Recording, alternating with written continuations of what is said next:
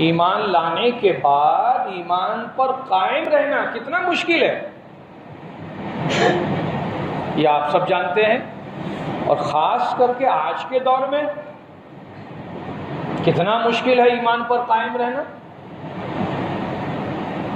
یہ بتانے کی ضرورت نہیں ہے کہ کتنا مشکل ہے ایمان پر چلنا اور ایمان کے ساتھ رہنا۔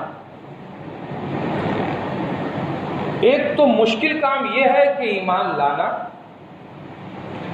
تو آپ نے پوچھ لیا حضرت ایمان لانا کون سی مشکل بات ہے؟ سب سے آسان کام ہے ایمان لانا۔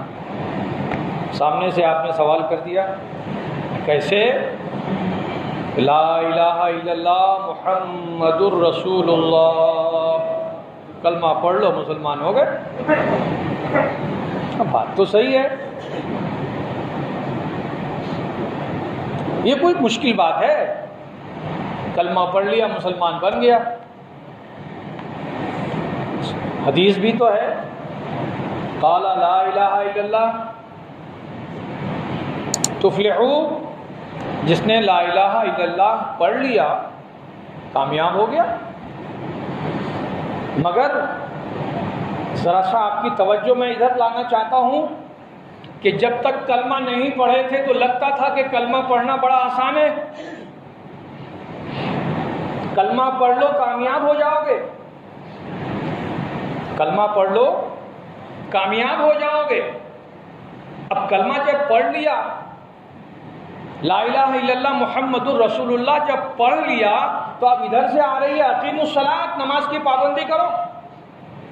کامیابی کی ضمانت صرف کلمہ پڑھ لینے سے نہیں، یہ تو معلوم ہی نہیں تھا، پتا تو صرف اتنا تھا کہ کلمہ پڑھ لو کامیاب ہو جاؤ گے۔ جب کلمہ پڑھ لیا تو ادھر سے آئی آواز اقیموا الصلاۃ،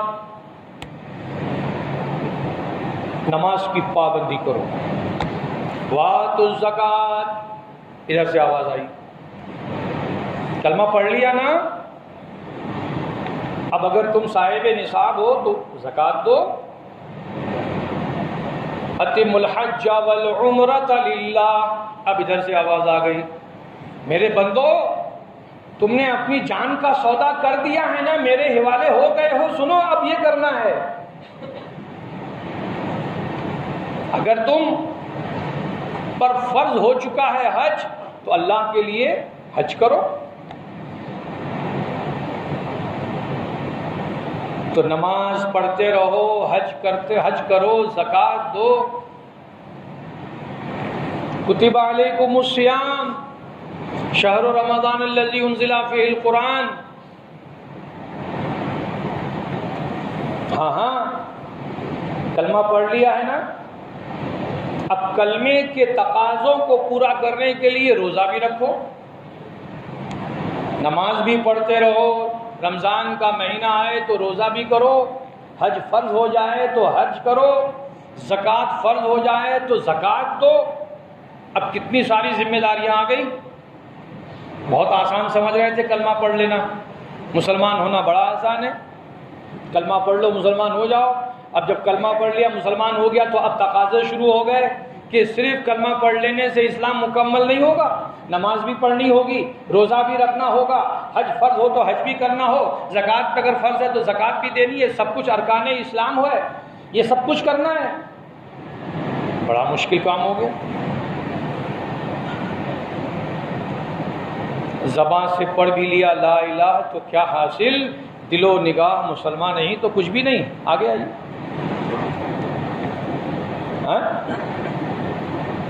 بہت آسان سمجھا تھا مسلمان بننا، بڑی ذمہ داریاں آ گئی کلمہ پڑھنے کے بعد، بڑی ذمہ داریاں آ گئی۔ اب سب کچھ کر رہے ہیں۔ اب اس کے بعد لوگوں نے سوالات شروع کر دیے۔ ہم نے سوچا تھا کہ لوگ جب پڑھے لکھے ہو جائیں گے، تعلیم کافی اونچائی تک پہنچ جائے گی تو سوالات کم ہو جائیں گے۔ اب لوگوں نے پوچھنا شروع کیا کہ صاحب یہ زمین کیوں بنائی، آسمان کیوں بنایا، چاند کیوں بنایا، سورج کیوں بنایا؟ پہاڑ کیوں بنائے گئے؟ پہاڑ کی بلندی کیوں ہے؟ یہ سمندر کیوں بنایا؟ سمندر کی روانی کیوں ہے؟ سمندر میں پانی کیوں ہے؟ سوال پر سوال، سوال پر سوال، سوال پر سوال۔ ارے بھائی تعلیم یافتہ دور ہے، سوال کرتے چلا جا رہا ہے، یہ سب سوالوں کا جواب تو معلوم ہونا چاہیے۔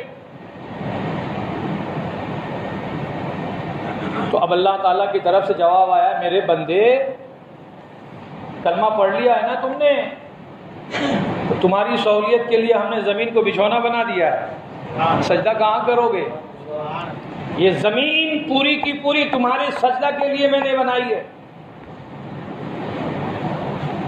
صاف ستھرا کر کے، پاک صاف کر کے مصلی بچھاؤ، نماز پڑھو۔ بندے تم میرے بن گئے نا، تمہاری سہولیت کے لیے میں نے آسمان کا شامیانہ لگا دیا، زمین کا بچھونا بنا دیا۔ جعل لکم الارض فراشا، بچھونا ہے یہ زمین ہماری۔ کہا کہ صرف زمین کو بچھونا بنا دینے سے تمہاری سہولیتیں پوری ہو جائیں گی؟ ایک چھت دے دیا تو کافی ہے؟ نہیں، تم کو تو لائٹ بھی چاہیے، تو سورج کی لائٹ بھی تمہارے لیے میں نے جلا دی ہے، ٹائم مقرر کر دیا ہے، لائٹ جل جائے پھر اپنے کام کاج میں لگ جاؤ۔ یہ سسٹم ہے قدرت کا۔ اور جب ہم لائٹ بجھا دیں، سمیٹ لو اپنے بال بچوں کو، اپنے گھر میں لے کے آ جاؤ۔ لائٹ جب بجھا دیں ہم، سورج کی لائٹ جب بجھا دی جائے، سورج غروب ہو جائے، تو پھر حکم یہ ہے کہ آپ سب اپنے گھروں میں آ جاؤ۔ تو ہمارے بھائی صاحب کہنے لگے کہ ابھی تو ہمارا کام شروع ہوا ہے۔ جب اللہ لائٹ بجھا دیتا ہے تو ان کا کام شروع ہوتا ہے، ان کا ایک اپنا سسٹم ہے۔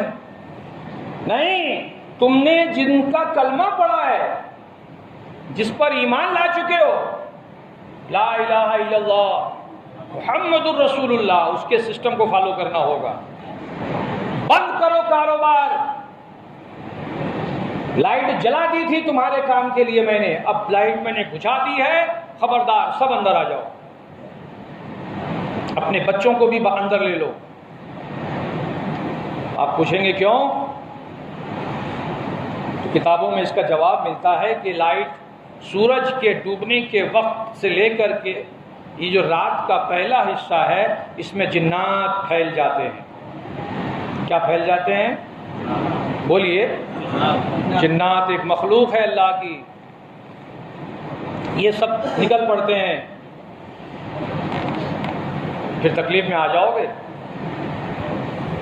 لہذا اندر آ جاؤ۔ تو مغرب سے عشاء کا ٹائم جو ہوتا ہے، یہ جناتوں کے نکلنے کا ٹائم ہوتا ہے۔ جہاں جہاں رہتے ہیں، جدھر رہتے ہیں، یہ سب بڑی لائٹ بجھ جاتی ہے تو یہ سب آزاد ہو جاتے ہیں۔ لہٰذا میں اپنے نوجوانوں سے یہ کہنا چاہوں گا کہ لائٹ جب اللہ بجھا دے تو اندر آ جاؤ، کہیں جناتوں کے جھپیٹے میں آ گئے تو خیریت نہیں ہے۔ راتوں کا سفر بند کرو،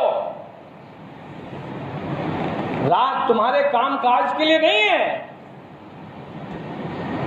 دن ہے تمہارے کام کاج کے لیے۔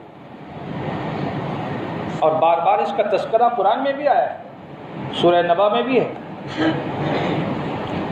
وَجَعَلَ النَّهَارَ مَعَاشًا، معاش کھانے پینے کے لیے، کمانے کے لیے، سورس آف انکم کے لیے میں نے تمہارے لیے نہار دن کو بنایا، اور رات آرام کے لیے۔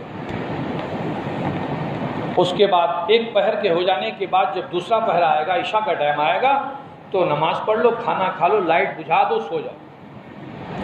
یہ قدرت کا نظام۔ آپ نے ہم نے کیا نظام بنا کے رکھا ہے، میں اس پر بات نہیں کروں گا۔ قدرت کا نظام یہ ہے مومنوں، اور جب قدرت کے نظام کے خلاف چلو گے تو تم کو تکلیف آئے گی، اس کے ذمہ دار تم خود ہو۔ جس پر ایمان لائے ہو اس کے سسٹم کو فالو کرو،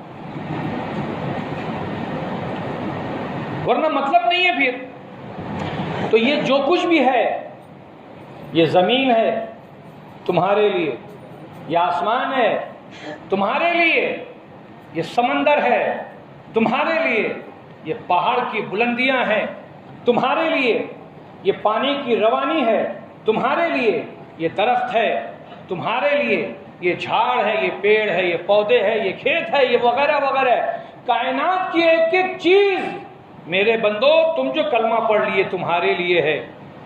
جواب مل گیا؟ اتنے سارے کیوں؟ ان سب کا جواب یہ ہے کہ تمہارے لیے ہے۔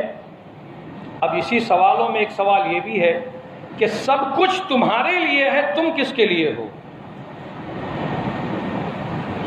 یہ زمین تمہارے لیے، آسمان تمہارے لیے، چاند تمہارے لیے، سورج تمہارے لیے، ستارے تمہارے لیے، پہاڑ تمہارے لیے، بلندیاں تمہارے لیے، سمندر تمہارے لیے، پانی تمہارے لیے، پانی کی روانی تمہارے لیے، پہاڑ کی بلندی تمہارے لیے، جھاڑ تمہارے لیے، درخت تمہارے لیے، کائنات کی ایک ایک چیز تمہارے لیے۔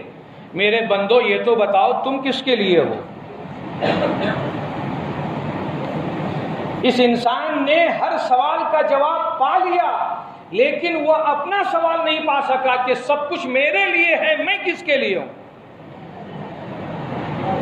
سب کچھ میرے لیے ہے، بولیے ذرا میں کس کے لیے ہوں؟ قرآن اس کا جواب دیتا ہے، اور ظاہر بات ہے یہ انسان کس کے لیے ہے، یہ مومنین کس کے لیے ہے، یہ تو وہی بتائے گا نا جس نے پیدا کیا ہے، جس نے بنایا ہے وہی نہ بتائے گا۔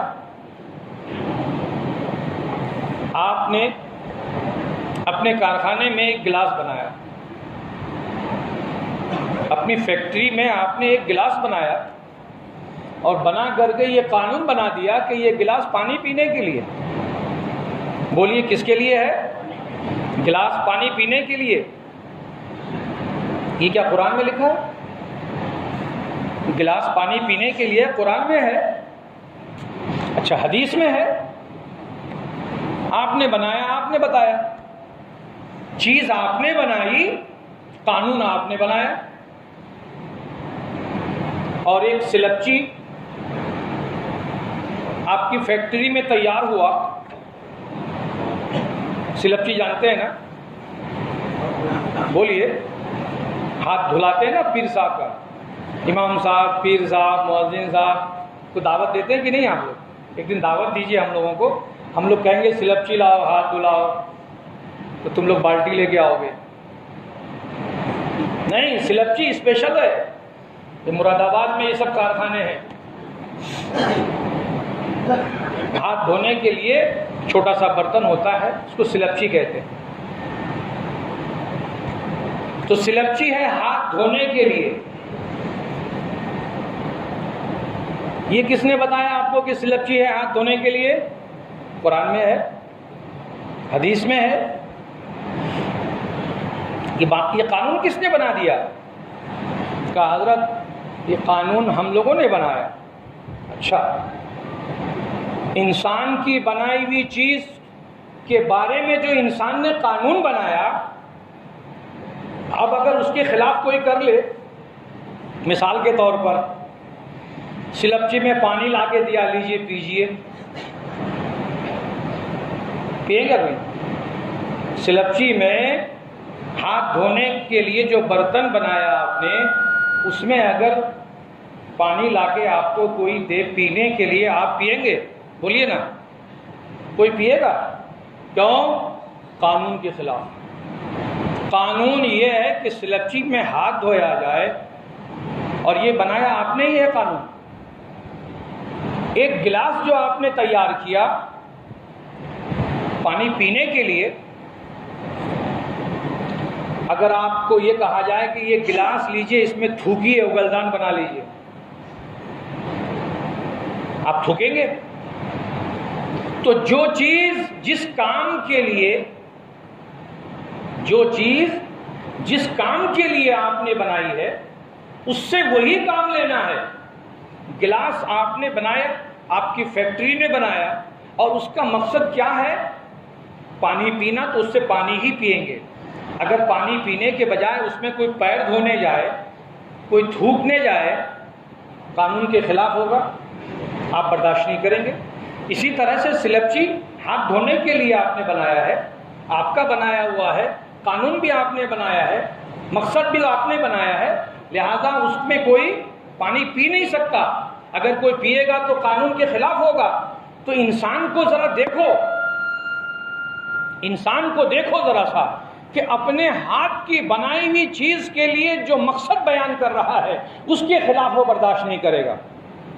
گلاس بنایا ہے پانی پینے کے لیے تو پانی ہی اس میں پینی ہے، اور سلپچی بنایا ہے ہاتھ دھونے کے لیے تو ہاتھ ہی دھونا ہے، اس میں پانی نہیں پینا ہے. انسان کی بنائی ہوئی چیزوں کے بارے میں انسان نے جو ایک مقصد بیان کر دیا ہے، اس کے لیے یہ مقصد ہے، اس کے لیے یہ مقصد ہے، اس کے لیے یہ مقصد ہے، اسی کے تحت میں چلنا ہے.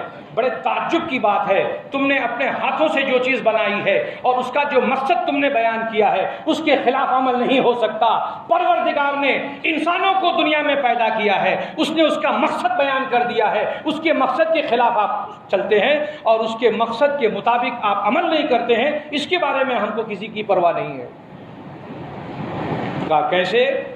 رب نے فرمایا وما خلقت الجن والانس الا لیعبدون، اے میرے بندو میں نے تمہیں پیدا کیا ہے، انسانوں کو میں نے پیدا کیا ہے، جناتوں کو میں نے پیدا کیا ہے، اور سنو تمہاری پیدائش کا مقصد عبادت ہے. عبادت ہے، پیدائش کا مقصد عبادت ہے. تمہارے ہاتھ کی بنائی ہوئی چیزوں کے مقصد کے خلاف تو تم چلتے نہیں، کرتے نہیں، اور ہم نے تم کو جس مقصد کے خلاف، جس مقصد کے مطابق بنایا ہے، ہم نے تمہیں جس مقصد کے لیے بنایا ہے اس میں تم لاپرواہ نظر آ رہے. نتیجہ یہ ہے کہ سارا کاروبار بند کرو. اللہ نے قرآن میں اعلان کر دیا ہے کہ ہماری پیدائش کا مقصد، تخلیق کا مقصد صرف عبادت ہے. سب کے سب مسجد میں آ جاؤ، تسبیح اور قرآن اور نماز لے کے بیٹھے جاؤ، بال بچوں کو بھوکا رہنے دو، کیونکہ رب نے فرمایا ہے کہ تمہیں صرف اور صرف، بولیے، صرف اور صرف عبادت کے لیے پیدا کیا ہے. اس کی تھوڑی تشریح کرنی پڑے گی. آئیے حدیث کی طرف آتے ہیں. پیدائش کا مقصد عبادت تو ہے، تو کیا جو آپ کاروبار کر رہے ہیں وہ اس کے خلاف ہے؟ آپ تجارت کر رہے ہیں، بزنس کر رہے ہیں، آفیشیل جاب کر رہے ہیں، گھر کے باہر نکل کر آپ کچھ بھی اپنے بچوں کے لیے کما کے لا رہے ہیں، تو کیا یہ اللہ کے تخلیق کے خلاف ہے؟ اس کی پیدائش نے ہم کو جس مقصد سے پیدا کیا ہے اس کے خلاف ہے؟ اس کا جواب آئے گا کہ نہیں. مومن یہ جو ایمان لایا ہے، اللہ یہ چاہتا ہے کہ یہ 24 گھنٹہ مومن رہے. یہ ایسی نوکری نہیں ہے ایمان لانے کے بعد کہ ہم نماز پڑھنے آ گئے تو مومن، 5 وقت نماز کے لیے ہم جب یہاں آ گئے تو مومن، اور مسجد سے باہر نکلے تو مومن سے باہر، ایمان سے باہر. یہ نہیں کہا کہ مومن کے لیے یہ ضروری ہے ایمان لانے کے بعد 24 گھنٹے وہ ایمان کے ساتھ رہے، 24 گھنٹے وہ ایمان کے ساتھ رہے. دیکھو آپ کوئی ڈیوٹی لیتے ہو تو کسی کی ڈیوٹی 8 گھنٹے کی ہے، کسی کی ڈیوٹی 6 گھنٹے کی ہے. آپ آفس میں ڈیوٹی کے لیے گئے، اس کے حساب سے آپ نے تیاری کی، اس کا آپ نے جو ہے یونیفارم پہن لیا اور آپ اپنے آفس میں گئے اور آپ وہاں 8 گھنٹے اپنی اس ڈیوٹی میں رہے، اور جب باہر آئے، ڈیوٹی سے باہر ہو گئے، پھر آپ اپنے حساب سے چلنے لگ جاتے ہیں. کسی کی 12 گھنٹے ڈیوٹی ہے تو وہ 12 گھنٹہ ڈیوٹی میں رہا، پھر باہر آ گیا تو بات ختم ہو گئی. مگر یہ جو ہم نے سودا کیا ہے اپنے آپ کا، اپنی جانوں کا، کلمہ پڑھ کر کے ایمان کا جو سودا کیا ہے رب تبارک تعالیٰ کے ساتھ میں، یہ ہمارے 24 گھنٹے کی ڈیوٹی ہے. مطلب 24 گھنٹے ایمان کی حالت میں رہنا ہے. مطلب کیا ہے کہ آپ کوئی بھی کام کریں، کوئی بھی کام کریں، کوئی بھی نوکری کریں، کوئی بھی تجارت کریں، کوئی بھی بزنس کریں، آپ مسلمان ہونے کی حالت میں رہیں. آپ اسلامی طور پر کریں، تجارت کریں اسلامی طور پر، بزنس کریں اسلامی طور پر، دنیا کا کوئی بھی کام مسلمان کرے اسلامی طور طریقے سے، تو آپ کا وہ بھی عبادت میں لکھا جائے گا۔ ایک ایک لمحہ آپ کا لکھا جائے گا کہ آپ عبادت میں ہیں۔ آپ نے ظہر پڑھ لی، آپ چلے گئے اپنے کاروبار میں، اسلامی طریقے سے کاروبار کریں۔ آپ نے عصر پڑھ لی، یہ بھی آپ کا کاروباری جو وقت ہے یہ بھی آپ کا عبادت میں شامل ہے۔ عصر پڑھ لیا، پھر آپ اپنے کاروبار میں چلے گئے، رکشہ چلانے چلے گئے، ٹیلرنگ کے کام میں چلے گئے، پیاز اور بٹاٹا بیچنے چلے گئے، کپڑا بیچنے چلے گئے، گوشت بیچنے چلے گئے، جو بھی آپ نے اپنا ذریعہ معاش بنایا ہے اس میں چلے گئے، پھر آپ مغرب میں آئے، مگر اس بیچ میں جو وقت آپ کا گزرا وہ اسلامی طور طریقے سے گزرا۔ آپ نے جو خرید و فروخت کا سامان کیا وہ اسلامی طور طریقے سے کیا، لہٰذا آپ کا نماز پڑھنا بھی عبادت ہے، بزنس کرنا بھی عبادت ہے۔ آپ کا وہ وقت جو باہر گزرا، مسجد کے باہر گزرا، وہ بھی عبادت ہے، یہ بھی عبادت ہے۔ پھر مغرب سے عشاء تک جو آپ نے کاروبار کیا، جو تجارت آپ نے کی، وہ بھی عبادت ہے۔ فجر سے ظہر تک جو آپ نے کام کیا وہ بھی عبادت ہے۔ پھر رات میں آپ اسلامی طریقے سے سو گئے، آپ کا سونا بھی عبادت ہے۔ پھر فجر کے انتظار میں آپ سو گئے تو وہ بھی آپ کا عبادت ہے۔ فکر عبادت عبادت ہے، انتظار عبادت عبادت ہے۔ اسلامی زندگی پر آپ نے اپنے دنیا کے سسٹم کو قائم کر لیا، 24 گھنٹے آپ عبادت میں ہیں۔ 24 گھنٹے آپ کو ایمان کی حالت میں رہنا ہے۔ یہ ہماری جو ڈیوٹی ہے، کلمہ پڑھ لینے کے بعد جو ڈیوٹی لگ گئی ہماری، یہ صرف اتنی ڈیوٹی نہیں ہے کہ آئے اذان ہوئی نماز پڑھ لی اور بعد میں پھر ہم اپنے حساب سے نہیں۔ مسلمان کلمہ پڑھ لینے کے بعد اسلام میں جب داخل ہو گیا، اسلام میں داخل ہونے کے بعد اپنی زندگی کو پورے کے پورے طور پر یا ایھا الذین آمنوا ادخلوا فی السلم کافہ، فی السلم کافہ، اسلام میں پورے کے پورے طور پر داخل ہو جاؤ، تب جا کر کے آپ ایمان کا مکمل فائدہ اٹھا سکیں گے۔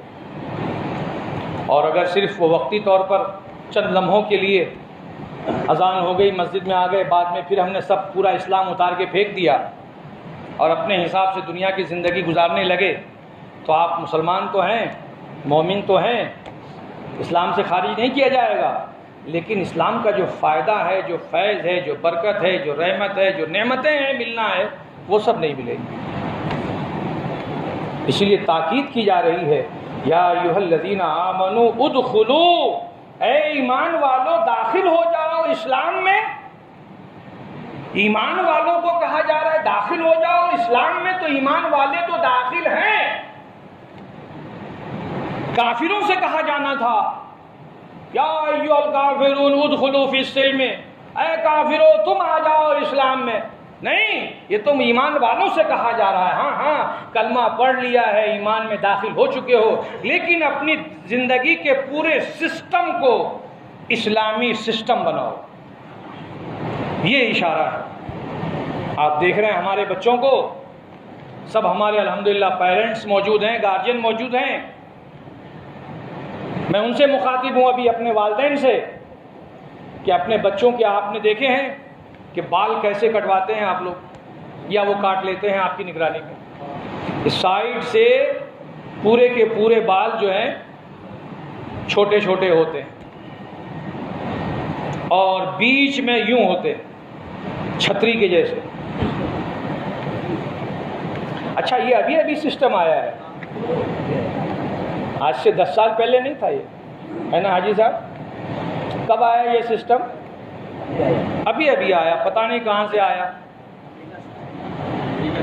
امریکہ سے آیا۔ بانگی صاحب بول رہے ہیں امریکہ سے آیا۔ دیکھیے ہمارے بانگی صاحب کی پہنچ،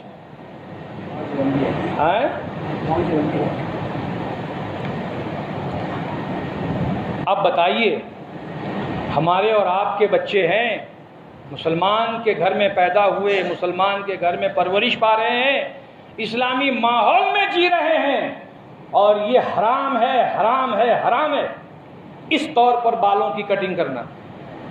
جو کاٹتے ہیں وہ بھی گنہگار، جو کٹواتا ہے وہ بھی گنہگار۔ اس پر کیسے روک ہوگی آپ مجھے بتائیے؟ یا تو مجھے پردھان منتری بنائیے آپ لوگ، جتنے امام ہیں سب کو پردھان منتری بنائیے، اور جتنے مؤذن ہیں ان کو منسٹر بنائیے، اور ایک کمیٹی بنائیے، سب کو پولیس بنائیے، اور اس کے بعد سب کی دھلائی ہو قاعدے سے۔ یا پھر آپ اپنے گھر کے پردھان منتری ہیں، ہر باپ پردھان منتری ہے اپنے گھر کا، پاور کہاں گیا؟ پردھان منتری کا پاور ہے کہاں؟ اولاد جو ہماری بگڑتی چلی جا رہی ہے اس کو کون سا پاور سدھارے گا مجھے بتائیے؟ ماں باپ سے نہیں پوچھا جائے گا، آپ کی نگرانی میں ہے، اور جو جس کی نگرانی میں ہے نگراں سے پوچھا جائے گا۔ ہم سے سوال ہوگا، امام صاحب حدیث قرآن کے جانتے ہوئے آپ نے بتایا نہیں، میں نے کہہ دوں گا کہ میں نے بتا دیا تھا، بانگی صاحب گواہ ہیں، ہمارے پکے گواہ بانگی صاحب ہیں۔ پھر تم لوگوں نے بچوں کو ڈانٹا کیوں نہیں، منع کیوں نہیں کیا، سختی سے اس کام کو ختم کیوں نہیں کروایا؟ جتنے والدین ہیں اور جن کے بچے اس طرح سے بال کٹواتے ہیں جو سراسر حرام ہے، پھر آپ سے پوچھا جائے گا۔ میں آپ کو لکھ کے دیتا ہوں، تو قرآن کی آیت کا خلاصہ بتا رہا ہوں، جو بھی ذمہ دار ہے اپنے بچوں کا اور جس کی ذمہ داری میں جو بھی ہے، ان سبوں سے یہ سوال ہوگا کہ تمہاری ذمہ داری میں، تمہاری نگرانی میں یہ سب غلط کام ہو رہا تھا، تم نے اس کے لیے کون سا پاور استعمال کیا، روک ٹوک کیا، اصلاح کی کہ نہیں کی تم نے؟ وہاں پر پھر آپ ہاتھ اوپر نہیں کر سکیں گے۔ آج تو کر دیا آپ نے ہاتھ اوپر کہ میرا بچہ میری بات سنتا نہیں ہے، نمبر ایک۔ اور 1.5 لاکھ شیطان بیٹھا ہوا ہے اسمارٹ فون میں، یہ بھی آپ نے 10,000 20,000 30,000 کا دے کے رکھا ہوا ہے، اس کی ذمہ داری کون لے گا؟ یہ چھوٹے چھوٹے بچے 12 سال 15 سال 20 سال 25 سال 17 سال 18 سال، یہ پڑھائی کا زمانہ ہے، یہ ایجوکیشن کا زمانہ ہے، یہ تعلیم و تربیت کا دور ہے، اور اس کے ہاتھ میں ایسا ٹی وی دے دیا ہے کہ 24 گھنٹہ اسی میں دیکھتے رہتا ہے، اور اس میں 1 لاکھ چینل ہے، ہر چینل میں جو ہے ایک ایک شیطان بیٹھا ہوا ہے۔ اس کو آپ سیریسلی نہیں لے رہے ہیں، کل قیامت کے دن آپ سے نہیں پوچھا جائے گا، کس نے کہا نہیں پوچھا جائے گا؟ اتنی آزادی نہیں دی گئی ہے مسلمانوں کو۔ کلمہ پڑھ لینے کے بعد کلمے کے تقاضوں کو پورا کرنے میں دنیا امتحان ہے آپ کے لیے، لہذا پوری سختی کے ساتھ جتنے ہمارے پیرنٹس یہاں بیٹھے ہوئے ہیں ان سے میں مخاطب کر رہا ہوں کہ سارے بچوں کے موبائل کو لے کر کے اس کے سامنے ہی پتھر سے اس کو توڑ کے چکنا چور کر کے گٹر میں ڈال دو۔ اگر اس کو شیطانوں سے بچانا ہے، جہنم کی بھڑکتی ہوئی آگ سے اسے بچانا ہے، اور تعلیم سے اسے آراستہ پیراستہ کرنا ہے۔ آج بچوں میں جب یہ بات پائی جائے گی، بچے پڑھیں گے، مجھے بتائیے ایجوکیشن کا کیا حال ہوگا؟ دینی تعلیم میں تو ہم ویسے بھی زیرو ہیں، دنیاوی تعلیم میں بھی زیرو ہو جائے گا، نہ دین کی تعلیم ہوگی نہ دنیا کی تعلیم ہوگی، پھر کیا بنے گا مجھے بتاؤ؟ پھر وہ چور بنے گا، وہ ڈاکو بنے گا، وہ ٹپوری بنے گا، وہ لفنگا بنے گا، وہ تمہارے ٹائروں کو چوری کرے گا، ٹیوب کو چوری کرے گا، ڈیزل کو چوری کرے گا، گیس چوری کرے گا، سب چوری کر کے کھائے گا پیے گا۔ جب پڑھے گا لکھے گا نہیں تو کون سی نوکری ملے گی؟ اور پڑھنے کے لیے اس کو کس نے منع کیا؟ یہ فون۔ بچے بہانہ کرتے ہیں کہ ہم اس میں ریسرچ کرتے ہیں۔ کیا ضرورت ہے ریسرچ کرنے کی؟ کتابیں کیا ہیں؟ ہم کو یہ فلاں چیز چاہیے، سائبر میں بیٹھا ہے، باپ ساتھ میں جائے نکال کے لا کے دے اس کو انفارمیشن کے نام پر ماں باپ کو بلیک میل کیا جا رہا ہے۔ اور ہمارے یہ پڑھے لکھے طبقے کے ماں باپ جو دنیا میں تجربہ سب سے زیادہ رکھتے ہیں، ان کو پتہ ہے سب کچھ کہ اس نیٹ میں کتنی برائیاں ہیں، یہ ریسرچ کرنے کے نام پر، انفارمیشن کے نام پر بچوں کو اتنا لمبا موبائل دے دیتے ہیں۔ نتیجہ یہ ہوتا ہے کہ کالج جانے کے بجائے گارڈن میں بیٹھ کر کے وہ اپنا پڑھائی کرتا ہے اور رزلٹ آتا ہے اس کا 0۔ یہ سب آپ کی ذمہ داری میں ہے، کیونکہ قرآن میں آیا ہے جس کی نگرانی میں جو ہے اگر وہ غلط راستے پر چل رہا ہے اس ذمہ دار سے پوچھا جائے گا، اس سے سوال کیا جائے گا، ماں باپ سے پوچھا جائے گا، پیرنٹ سے سوال و جواب ہوگا اگر اس کے بچے اس کی نگرانی میں رہتے ہوئے غلط کاموں میں مبتلا ہو گیا ہے۔ مسلمانوں میں سے ہر ایک کی ذمہ داری بنتی ہے، تنہون عن المنکر تأمرون بالمعروف، برائیوں کو دیکھو تو روکو اور اس سے بھلائی کی طرف دعوت دو۔ یہ صرف امام صاحب کی ذمہ داری نہیں ہے، یہ ہر ایک کی ذمہ داری بنتی ہے، یہاں سے وہاں تک ہر مسلمان کی ذمہ داری بنتی ہے، اپنے گھریلو پیمانے پر، اپنے سوسائٹی پیمانے پر، اپنے شہری پیمانے پر، اپنے پڑوسی ہونے کے حیثیت سے، کہ جب بھی برائی جنم لیتی ہے تو اس کو آپ کچل ڈالو، ورنہ پھر وہ بری چیز ایک دن بنتے بنتے اتنا بھیانک سانپ بن جائے گا کہ گھر کو بھی ڈس لے گا، ماں باپ کو بھی ڈس لے گا اور گھر کے سارے ممبروں کو وہ کاٹ لے گا، پھر آپ اپنے آپ کو بچا نہیں سکو گے۔ یہی نتیجہ ہو رہا ہے، اس موبائل کا نتیجہ یہی ہے کہ بچے ہمارے ہاتھوں سے نکلتے چلے جا رہے ہیں۔ بہت سیریسلی بیان کر رہا ہوں میں، اور آپ سبھی حضرات سے گزارش کر رہا ہوں کہ اللہ واسطے اپنے بچوں کو جہنم کی بھڑکتی ہوئی آگ سے بچاؤ، اور اگر آپ نے بچا لیا تو آپ کے لیے بھی بھلا ہے، بچوں کے لیے بھی بھلا ہے، اور پھر جنت کے راستے کھل جائیں گے۔ مجھے آج جنت کا بیان کرنا تھا لیکن وقت پورا ہو چکا ہے، انشاءاللہ اگلے جمعے کو ہم جنت کے بارے میں بتائیں گے کہ جنت کتنی بڑی چیز ہے، کتنا بڑا گھر ہے، حدیث کے مطابق انشاءاللہ اس پر روشنی ڈالیں گے۔ اللہ تعالی ہم سبوں کو حدیث و قرآن کے مطابق عمل کرنے کی توفیق عطا فرمائے۔ ٹھیک ہے، ہمارے آفاق بھائی کی طرف سے یہ اعلان ہے